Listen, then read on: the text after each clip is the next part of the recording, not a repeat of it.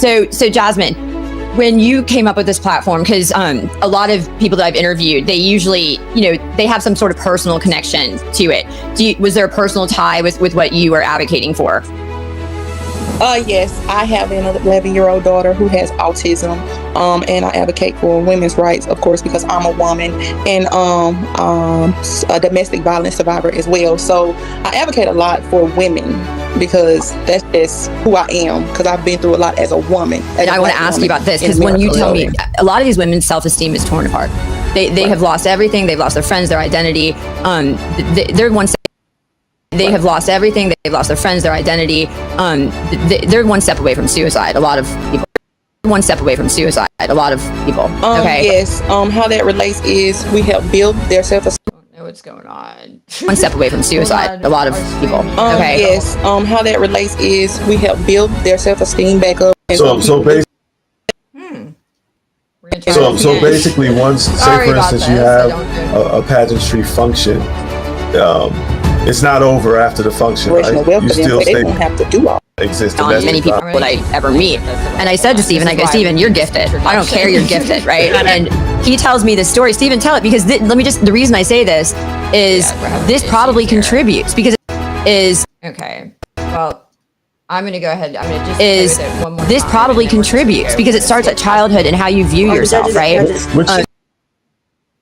Okay. Well, we're just going to go. We're just going to come on because obviously there was an issue with the streaming. But anyways, hello, everybody. You are here for Queens of Cause, and this is a live interview where we've taken various pageant title holders who take a strong stance in a particular platform and are trying to seek change for the betterment of the United States and those living in the United States. We are honored and excited today to have Jana Shyman. Am I saying your last name right? Shyman. Okay, Shyman. And I'm very excited. We were just talking behind stage. She is a lawyer, and we happen to know the same disability lawyer in Florida, which is really cool. So this is going to be a great conversation. So I'm going to go ahead, stop talking, and Jana, go ahead and introduce yourself, your platform, and particularly why this particular platform appealed to you. Sure. Hi, everybody. My name is Jana Shyman, and I am the reigning Ms. New Jersey Curvy Plus Universal Global. And my platform is Disability Rights Are Human Rights. And one of the reasons that this platform is so personal to me, I'm an individual with a disability, multiple disabilities. So when I was a child, I had a stutter. I am missing 40% of my hearing due to an injury that I received when I was 2. But I'm lucky that the fact that I can hide the fact that I have a disability until I disclose it. There are a number of people out there who can't. I grew up with a best friend, Tina, who had Down syndrome. And I saw what her family went through trying to get supports in school, trying to get supports at home, and there was nobody there to help them. So when I graduated from undergrad, I went, hey, I can do this. I went to law school. And right after law school, I started working as a special education attorney in New York City, where I worked for 9 years. Then I went on to practice in disability rights in the State Protection and Advocacy Agency in New Jersey, fighting for individuals with disabilities to make sure they had employment supports. Awesome. Very cool. So this connects, you've connected since a child, which there's always passion behind that. Is that kind of what motivated you to become a lawyer too? Is it, this whole advocacy platform? It was more that I saw a lot of people who weren't able to use their voice, where they would sit there and say, hey, I need help. I need assistance. And people were just like, oh, that's cute. Pat you on your head and move on. And I went, I can help them. I can help give them a microphone. I can help stand with them so people have to listen to them.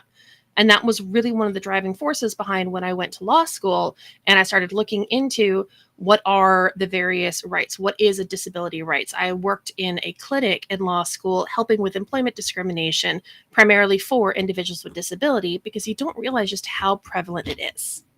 Absolutely. That's awesome. So let me ask you, because obviously disability, there's a lot of issues. It could be broad number. I come from a different stance. I've dealt with restoring rights and making sure those don't get discriminated against in guardianships. But if you would explain to the audience what particular area that your work is in and what issues that you've seen. The most recent work that I've done for disability rights has been about employment supports and working with the state vocation rehabilitation agencies to make sure that individuals are able to get the supports they need to be able to work in and around the community. And one of the big things with that is they don't know what supports are out there, and the employers don't know how to support them, so they just choose not to interview them. So it's also looking at helping them figure out, do you disclose that you have a disability? When do you disclose that you have a disability? What rights do they have under the Americans with Disabilities Act? What rights do they have under the Rehabilitation Act of 1974, which are all laws that go against discrimination on the basis of the fact that they have a disability. And so it's really helping people try to figure out, what can I get? Where can I work? How can I be supported? And helping make sure they get the supports that they need so they're able to go to college. They're able to get a certificate. They're able to get an apprenticeship. They can become a tradesman. They can go straight into the workforce. Whatever they want to do, they're not limited by their abilities. That's awesome. That's awesome. But my mind is spinning because I told you I just did an appeal today, and one of the issues. It's funny that you're this is what you're talking about, because one of the issues that I kept saying was because this adult child had Down syndrome, and they didn't even give him a hearing, and they just took all of his rights away. And I said, I've read articles where people with Down syndrome have become lawyers. I mean, there's no it's horrible to just assume, right, that somebody can't do it. What are your thoughts on that? Have you seen a lot of that happen, or is it more like physical, like ramps to help them physically? But do you ever see where rights are just taken away? I've seen where an individual who had a mental health condition said, I want to become an attorney, and everyone told her, you can't be an attorney, we'll help you become a paralegal. This woman absolutely had the ability to become an attorney, and she went, I'm going to do it anyway, and went and did it on her own. I've seen individuals who are blind become doctors. I've seen individuals who are deaf become attorneys. I know individuals who are in wheelchairs who are completely paraplegic that went on, but because of the assistive technology that they were able to use, they were able to have a motorized wheelchair. They were able to have a voice recognition pattern. They became engineers. You are not limited by what somebody sees when they first look at you. They need to understand the person and understand, how can we help them? How can we support them? And especially for employers, one of the big issues is they look at somebody who walks in, they've got a cane, they've got a wheelchair, they have a seeing eye dog. And the first thing they think of is, it's going to cost me so much money to accommodate them. And usually it's not. There's assistance out there for the states to help, but employers don't know. You're very inspiring. And I'm sure a lot of people, it's funny, I totally forgot. I didn't even tell you. I started the first organization on my law school called Citizens Legal Advocates for Citizens with Disabilities. Nobody was doing it. I just totally remembered about that. But no, it's so inspiring to hear what you're saying, because even parents, that are raising children with disabilities, what do you say to them? Because I think a lot of them, they don't necessarily understand. So do you deal with a lot of parents with children with disabilities? Or I actually spent the first 9 years of my legal career working as a special education attorney, primarily working with students with autism and their families. And we would get families who came to us, their child had just been diagnosed. They had no clue what they were facing. They had no clue what to expect. We had clients also who were not autistic, but came to us with cerebral palsy, and the families were freaking out. They don't know what to do. So we would sit with them and say, okay, we're going to walk you through the next 18 years of your child's life, the next 21 years of your child's life. If you have a child who has autism, let's talk about different intervention strategies. Let's talk about who the people are that we can get you to that will either work with your insurance or will work with you on cost to be able to get the assessments to find out what intervention are they going to need. Do they need applied behavior analysis? Do they need a different type of an intervention? Are they somebody who can work on worksheets? Are they someone who's going to need hand over hand redirection, physically moving them to show them how to engage in a task? And I had cases in the 9 years, I worked with the students for all 9 years.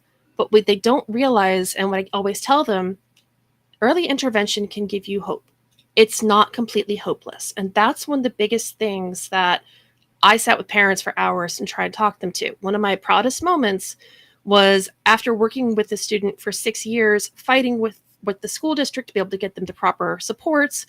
The mom called and said, my son just entered his first classroom with the general education students, and he doesn't have anybody following him that's a special education teacher. You guys helped me do that. Wow. He's now gone on to college. That's awesome. I was reading on autism, and I'm sure you probably have encountered this, because there's such a, there's such a range, right? Where you have such a range. And I was reading, if you can get that, those interventions at early enough, you can actually almost like some forms of it, you wouldn't even know the person had it later in life. Because there's different stages depending on when the child is diagnosed. You can get services from when they're born to when they're 3 years old.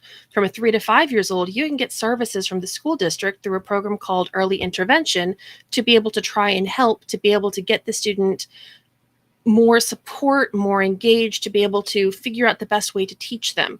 And then once they turn 5 and they go into the special education, they're able to get access to therapies. They're able to get speech therapy, occupational therapy, physical therapy, to try and help them be ready for learning. And the goal is to move them into a general education class, which means they're taking classes with you and me. Absolutely. Let me ask you a question, because this bothered me at my kid's school. So I went up to go volunteer during lunchtime, just to, show my kids support. And I went up, and they had a table, and they had all the kids with disabilities sitting at the table alone. And they were like, it was like a person in between them, and they weren't even speaking to each other. And then you had all the kids that didn't have disabilities eating. And then you had someone walking around monitoring the ones that had the disability. And that really rubbed me the wrong way. I felt like this, it didn't even look pleasant. It was like they were all quiet, just sitting there. What's your thoughts on that? Please tell me that wasn't a public school. It was. Okay. It was, well, yeah. The entire goal, and most of special education falls under the Individuals with Disabilities Education Act, which I'm sure most people watching have been hearing about a lot this year, especially because when there's threats to the Department of Education, all of a sudden you're seeing all these articles. What's going to happen to the students under what's called the IDEA? Well, the goal of the IDEA is to get the students into a more open classroom, to a more open atmosphere. So that way they're able to sit with students who don't have disabilities. They sit there and they work with them. They become role models. They become peer mentors. So the fact they're sitting isolated at a specific table with people in between them, not talking, not engaging, that hurts my heart. And it hurt mine. That's why I couldn't get it out of it was elementary school. And it was just so sad. Yeah, it was so sad to me. And I'm going, wait a second, I'm going, this can't be allowed. Like, this is just pure segregation here, right. And it was, I was shocked because it's not technically supposed to be allowed, because there's been court cases that say they have to be in the most generalized education they can get, including at lunch, including at recess. And if you have them isolated and separated, unless they're a student who has a very severe need, and I'm talking the students who may be like 17 and 18 and can't stand on their own, can't tie their shoes, and they need somebody with them at all times, they should absolutely not be in a segregated or separated system. I'm so glad you said that, because I was like, I had given the school enough problems for, because they don't get away with anything with, you know what I mean, with my own kids. But I was the danger of having lawyers for parents. I know, yeah, you just too much. Exactly. I'm like, I formally write a letter, But anyways, I just was like, but when I saw that, I was like, this can't be allowed. Come on. But it's public, and I thought maybe I don't know something here, because it's not my area. It's not what I ever practiced law in, so I wouldn't have known. But that's good to know that not okay. Talk to the attorney if it's in Florida, talk to the attorney that we know, and he'd be able to tell you that is not good. Okay. Yeah. Cause I was like, I didn't think so. But, so anyways, Jana, what do you think, where do you think is one of the biggest contributors to the issues that you see in this arena? Like, as far as like, what do you think is a cause? Is it maybe ignorance, not having education? Is it not, people are not monitoring or regulating what do you think it is that's causing all of the above? But I think a large part of it really comes down to how we see individuals with disabilities. Like, to give you an example, if you go to somebody, and I'll give you a real life example here in New Jersey. If you go to somebody up in New Jersey and you say, hey, do you know there's somebody here in New Jersey who's making $2 an hour working for Campbell Soup? Oh my God, that's horrible. It's an individual with a disability. Oh, that's fine then. Yeah. Part of it is in media, in our movies, in our books. We've grown up listening to the way that individuals with disabilities are described.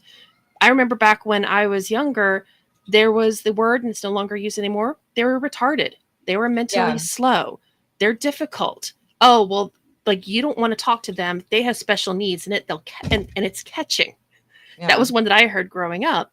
And so we're raised with that. And we're raised with, when you see depictions in movies and you see it in TV shows, it's usually a more extreme behavior. So people think, oh, if you have a disability, if you have autism, you're not going to be able to talk. You're not going to look anybody in the eye.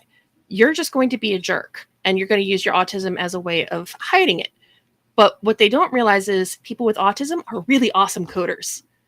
And they work really, really well with, a lot of them look really well with computers. And so they will be able to be the next computer engineer, the next coders, as long as somebody's willing to take the chance on them. So I think that's really the biggest issue for me seeing it is we're raised to kind of see them as second class, third class. No, I get it. You know, I had an opportunity. My aunt actually has she has a company in Chicago that they cater to people that with a disability. So I had an opportunity to work with a lot of, because I went there after college, and it opened my eyes. It was just working alongside them. I could tell like they had just a different way of communicating. Like some of them blinked their eyes twice to say yes or no, you know, but they knew it was going on. They just were limited to, you know, in the way that they could communicate, right. You know, but it wasn't that they didn't understand or they didn't, you know what I mean? So correct. Absolutely. So what is available at this point that you can suggest for somebody that's going to watch this? Maybe they have it could be a parent with children with disabilities or somebody that feels very passionate about getting involved and making change. How can just the everyday American help in this issue? Most of your states will have what's called a Center for Independent Living. And those are organizations that are partially funded by the federal government that are there to help individuals with disabilities to know what their rights are and to be able to navigate the system. Find out who your local Center for Independent Living. You can just do a search, and it's called the State Independent Living Council. Every state has to have one by law. But those will help get you in touch with who's in your county, what events are going on in your county. One of the big ones that I can also talk about, go to the NAMI walks, the National Association for Individuals with Mental Illness. Why? Because especially coming out of the pandemic, out of the quarantine, we are seeing so many more people that are getting diagnosed. I think last estimates that I have seen is like a quarter of the population of the United States has a disability in some form or another, whether they know it or not. We need more research into it, and we need more treatment. It's okay to not be okay, and it's okay to need help. So it's more, if you know somebody who has a disability, include them. If you're going to somewhere, make sure that it's accessible to them. One of the big things that we ran into when I worked for my state protection and advocacy agency, which is another entity set up by federal law, people can't get to doctor's offices. If they have a wheelchair, they can't physically get into the doctor's office, so they have to find a new office if they've moved. People can't get into buildings. They can't get up onto ramps to get access to the park. So if you have a friend with a disability, start looking to say, can they meet me here? Is this somewhere they're going to be able to go? If the answer is no, hey, let's go somewhere else. Let's go somewhere that Jim can join us. Make sure that they're included, because one of the biggest things with individuals with disabilities that I've worked with, they feel isolated. They feel separated. The only people who seem to want to really talk to them are either their neighbors, who typically tend to be people with disabilities as well, or people that are in their group homes and their support homes, who are their support network in their providers. It's not general people in the community. It's not expanded friend networks. So make sure you be a friend with them, include them, help them if they need assistance. Absolutely. And you had mentioned, mental illness, and I used to do a lot of family law cases, and one of the issues that I had a real big problem with was the fact that you get almost put on the defense. You get a different, even though you say, even though maybe the law says different because there's a different standard in family court, child's best interest, and the judge has broad discretion. I noticed a lot of parents who had mental illness issues or mental health issues, evading disclosing or not wanting to get help in fear that they were going to be stigmatized with child custody situations. What are your thoughts on that?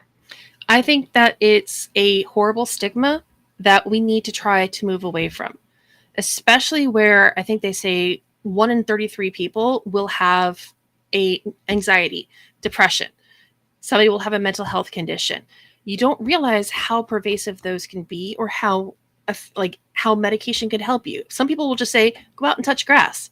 Okay, that may work for somebody. That's not going to work for somebody else. Someone else may need a medication because their body doesn't produce a certain chemical. We're essentially penalizing people for the way their brain works. And that is a major form of discrimination, but because it's mental illness, people seem to find it acceptable. And that goes towards that perception that I was talking about, because that's what we see in the news. That's what we see in movies. You hear of and not to make light of it, but you hear of a violent event. And the first thing people say, is it an individual with a disability? Yeah. Is it somebody who has autism? Is it somebody who is depressed? Is it somebody who has anxiety? Okay, well, were they getting assistance for it? Were the teachers noticing it? Because teachers are supposed to be able to say, hey, I think this person may need some assistance. Let's get you to a guidance counselor. Are the parents resisting treatment? Are the children resisting treatment? Because if you come out of high school depressed, I can talk this from experience here. Yeah. You come out of high school depressed, you're going to go to college depressed. Yeah.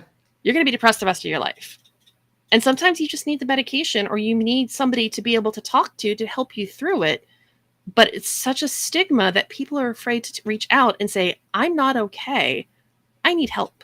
Yeah. We need to destigmatize the I need help. Absolutely. And it gets really dangerous. I dealt with very rare.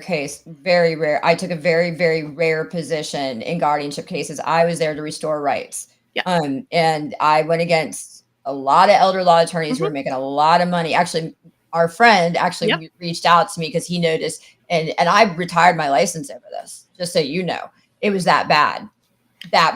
Okay. Well, don't even look at guardianship in New Jersey, because the moment somebody goes to a guardianship, they lose their identity. Yeah. Somebody files for a guardianship, they just become the alleged incapacitated person, and there's no guidance here for removing a guardianship. And see what happens too is, when someone has this diagnosis, it's like as they get older, there's a lot of or say that they're getting disability or something like that. It seems at least the cases that I had, those that were actually wrongfully placed into a guardianship, and their SSI went up, and guess they never saw it because it went to the attorneys because of the way the statute's written. And then you would go back and you would look at, before they got, because obviously the court appointed doctors, for the examination committee, they have relationships with the whole cabal. But that's why, and it's a very, it's a very scary place, and it almost would deter a lot of people from even wanting to get mental health help, and fear, because there's a lot of people that are affected by this as they get older. I don't know if you've seen that. Well, especially as they get older, people seem to think that you've lost the capacity to think for yourself. I know way too many people that wound up in guardianship proceedings. And for those who may not know what a guardianship proceeding is, it's where the court basically says you're not able to think or act on your own, so we're appointing somebody who can on your behalf. And they have less rights than a criminal with a plenary. Yeah. But they'll be at a doctor's office. They disagree with what the doctor is proposing. The doctor will say, well, I don't think you're capable of making this decision. I'm going to find somebody to become your guardian, and they'll make the decision for you. Why? Because they don't agree with what the doctor is saying. They're not agreeing to a surgery. Well, the person may not want surgery. Yeah. That's their right. They can say no. And that's one of the big things. Like when I was at the Protection Advocacy Agency, we had an entire program about helping people restore capacity, helping prevent people from losing their capacity. I mean, there was a case in New Jersey. The mother was seeking guardianship. withdrew her application, withdrew her request to become guardian before the end of the case. Yeah. Didn't end the case. Yeah. The judge still went, okay, great. We're just going to still impose a guardianship. It's just you're going to have to report to the court rather than a single person. And my organization went, no. Oh, you can't do that. That's I could tell you tons of cases like that, and that's what I would go in and disrupt, but then, it's a huge moneymaker, because once that guardian comes in, they get to make the decisions, decide where that federal funding's going. And, a lot of times they'll in other cases when they're older, they'll place them into assisted living facilities look, we have a RICO going on. You got to read it. It's a big RICO. It's in the Northern District of Florida. I got to send that to you. I'll send it to you because it's worth you reading. It breaks the whole dynamic down. But I wanted to know that if you got into that at all, because I figured, because that kind of does go hand in hand. It's a different form of law, but it does affect the same life group. Well, in some ways, there's two big areas that we see guardianship coming up. When you have people who are later in life, probably around like 65, 70, that's when we start to see it in the medical system. What's worse is when it's 17 or 18-year-olds in high school. Yeah. Because you can have individuals with a disability in high school until they're 21. But what a lot of parents may not realize, once the child turns 18, the parent's no longer involved in the educational system. So starting at age 16 and 17, a lot of parents are told, get the guardianship, get the guardianship, get the guardianship. Don't you want to help your child? This is what my appeal is on. The appeal, I'm sending that to you too. You gotta read it. It's you take away their ability to be a person for the rest of their life. They are no longer an individual. They are a ward. Yep. The parent, the family member, the friend, the court, the Bureau of Guardianships in your state, they now make all decisions for that person. What does that mean? They can't work. They can't get a cell phone. They can't get an apartment. You're absolutely. It's such a breath of fresh air to meet a lawyer that understands this. Yes. Because there's not many that do. And it is a very, very depending on the state that you're in, depending on the amount of support. We got to end soon because it's getting up on 9:30. But it's very hard for an attorney to take the position that you seem to take. I know I've definitely taken it because there's a definite resistance with some other entities. But that's anyway, why I look at it as, and that's why my platform is disability rights are human rights. Yeah. Because when you take away somebody's autonomy, when you take away their decision to make decisions for themselves, you have essentially told them you are no longer a person. Yep, absolutely. You are a doll that we get to tell you what to do. Well, Jana, I definitely want to talk to you. I have to go into another live right after this, but I definitely want to get in touch with you because I might have something that you, maybe a pro hoc vice. We're looking for somebody. Just so you know. So but I'm going to send you everything after this. But thank you so much for coming on. And I know it's brief, but we have to cut it at 9:30. But definitely we could come again and talk more about this. But I'm going to send you everything. I'm going to close with just a closing video that just kind of highlights everything that we're doing this year with Talk Pageants and everything. You don't have to stay for that if you don't want to.